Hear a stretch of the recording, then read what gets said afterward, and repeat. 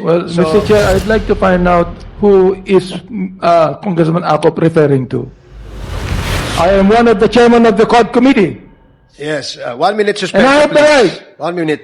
I think the resource person must consider na, well, she's not special. Kung saan ay mayroon pong operasyon ng illegal na pogo dito sa ating bansa at si Cassandra Leong ang muka o ang representasyon o representative nitong mga pogong ito. Kaya yun ang gusto po naming malaman, Attorney Topacio. Please, advise your client. Yes, Cassandra, naintindihan mo ba yung sinabi ko? Yes po. So, sasagot ka na, Cassandra.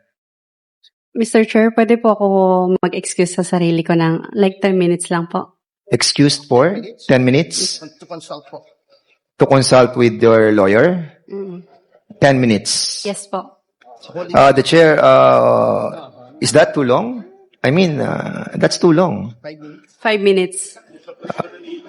You can consult any member you wish to consult. Kung yan ang problema. Kasi if you give you 10 minutes, alam mo, kanina pang umaga itong ating mga resource persons naghihintay. Yeah. In fact, we started 10 o'clock, tuloy-tuloy po, at wag mo nang i-delay. Simple lang naman po yung tanong. Yung tanong Che. po ay related po doon sa iyong involvement dyan sa Lucky South 99. And Mr. Chairman, I think the resource person must consider na, well, she's not special.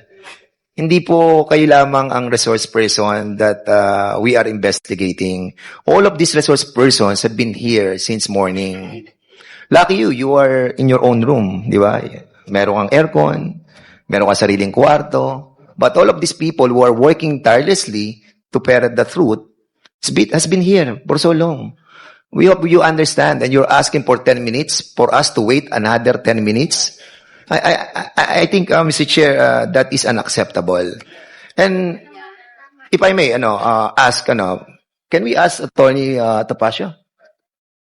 Yes, you may. What's the reason, Attorney Topacio, that you are asking for a 10-minute suspension? May I address the chair, Your Honor? Yes, please. It was not my idea, actually, Your Honor. It was her request to me. And I told her to relay it directly because I cannot talk unless recognized. Thank you, Your Honors. Thank you, Attorney Topacio. Congressman Fernandez, please proceed.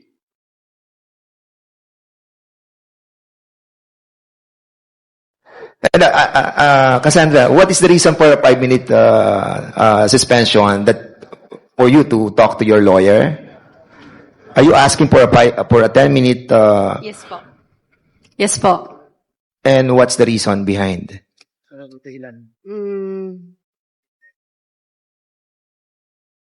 Mr. Chair, Okay, sige. We will allow you for a 5-minute conference with your lawyer, provided that pagbalik mo, you will tell the truth.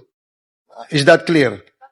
Mr. Chairman, I object because we've been waiting here for so long. Let's start with this right now. I think the resource person needs to confer with her client, and Mr. Chair. the committee is Mr. Chair. lenient about that. And because it is also her right, Mr. so Chair. we can provide her at least 5 minutes. Mr. Chair, Mr. May I Chair, remind our members that when the chair is speaking, let us not disturb him. That is the rule. Thank you, Congressman Akop. Thank you, Congressman Akop. Thank you also, Congressman Abante. well, So- Mr. Chair, I'd like to find out who is Congressman Akop referring to. I am one of the chairman of the COD committee. Yes, 1 minute suspension. And I have the please. right. 1 minute.